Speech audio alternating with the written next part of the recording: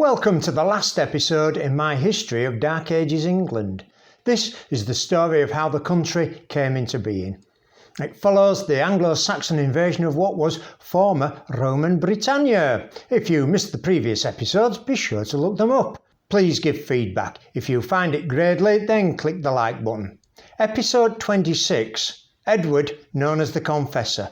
Winchester was to see its last coronation with Eadward. It was Easter, 3rd of April 1043, when the ceremony was performed, but the power was moving to London.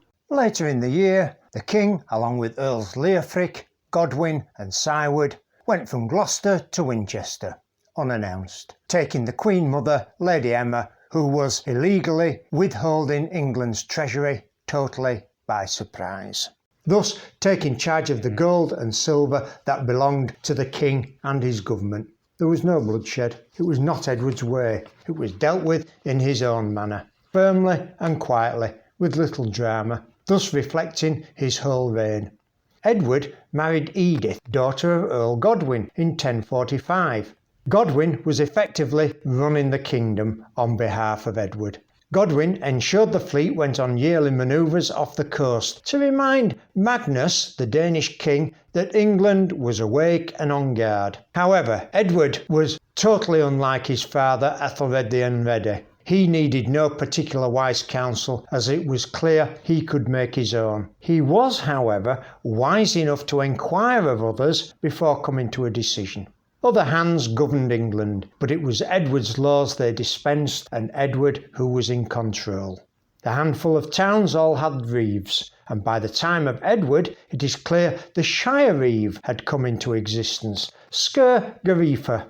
In written documents, this is an appointee made by the king to ensure that the courts were conducted at the king's behest and to the laws. The shire reeve, or sheriff as we know him today, was of the people, perhaps the son of a thane or peasant farmer. He was not the son of an earl, plus he could read and probably write, so had been schooled by the monks, although this is not guaranteed. He may also have been taught locally by someone who was literate, but he was there to represent the king and to collect the taxes and dues owed to the king. Such a person would also be feared, as he was present in the king's name. The sheriff also gave some balance against the local earl, who, with a right to command others and to bear arms in his name, had to be kept politically in check. England itself was divided into 9 territories, with 7 earls. Godwin had control of the south from Cornwall to Kent and up into Wiltshire. Sweyn, Godwin's son, Somerset, Oxford, Berkshire and Gloucester. Beorn, also Godwin's son, Middlesex, Hertfordshire and Cambridgeshire, and then a separate part of Lincoln and Nottingham. Earl Harold, another of Godwin's sons, had East Anglia. Ralph, Warwick and Leicester, and Leofric large parts of the old Mercia. Cywood had lands in Northampton and Cambridge as well as Northumberland, which included modern Yorkshire and Lancashire. This same Cywood is the one who appears in Shakespeare's Macbeth. Macbeth ruled as King of Scotland 1040 to 1057. So, as can be seen, Godwin was in a really strong position, with his sons controlling large swathes of the country. It also gives a lie that the country was run by Normans. This idea seems to have come about because of Edward having lived in Normandy for most of his younger life and spoke Norman French. He had imported a number of Norman courtiers into his retinue, but they didn't actually wield power, even if they did have influence. The country had become more pious. Religion ran through everything, as evidenced by the spread of the monastic domesnes. Also, the cult of the hermit was underway. Nuns were held in especial regard, which was the reason for Godwin's fall, as he seduced an abbess and then asked the king for permission to marry her. It was refused. If there's no pirates in the story, at least we can rely on naughty nuns.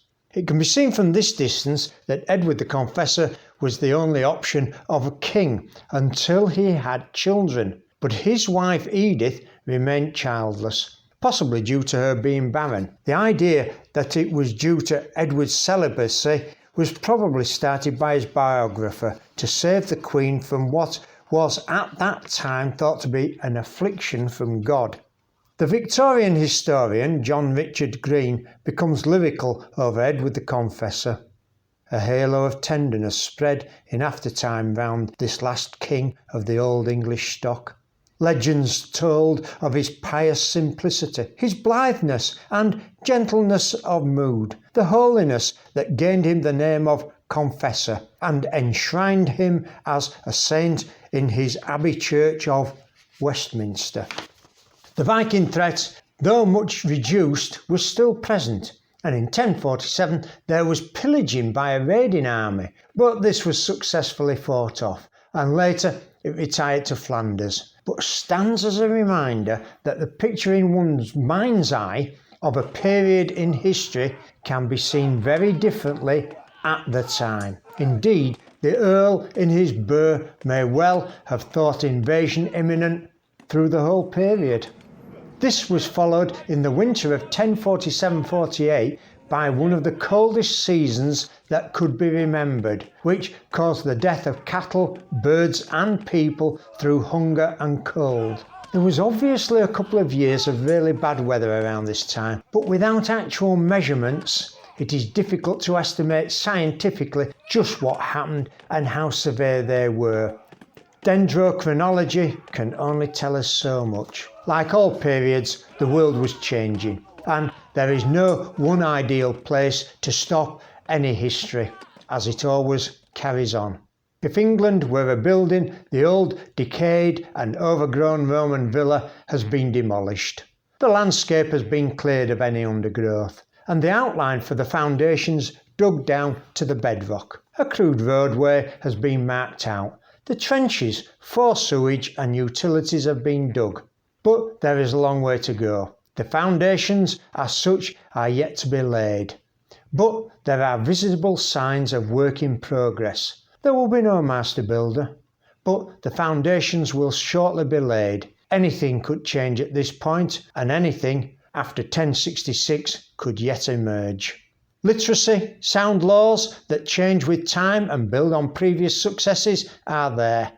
The king generally rules by consent, if not democratically by consent of the people, certainly of the nobles. London has a funny way of operating which involves the burghers and important tradesmen and nobles all voting on whether changes to the rules should be made. This will filter out into the wider country.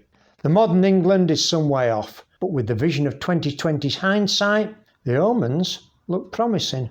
If you found this video greatly, please give it a clickaroony thumbs up. Also push the subscribe button and ring that bell to get a notification of new releases. I publish a new video every Monday with occasional bonus episodes on a Thursday. Any comments on social media and history forums would be much appreciated. I will be doing the Black Death, why the Industrial Revolution happened in England, possibly in the near future why Britain won the Battle of Britain and not the Germans, also why Africa was not the place the Industrial Revolution would have ever happened, and a few other goodies. Keep watching out. Thank you.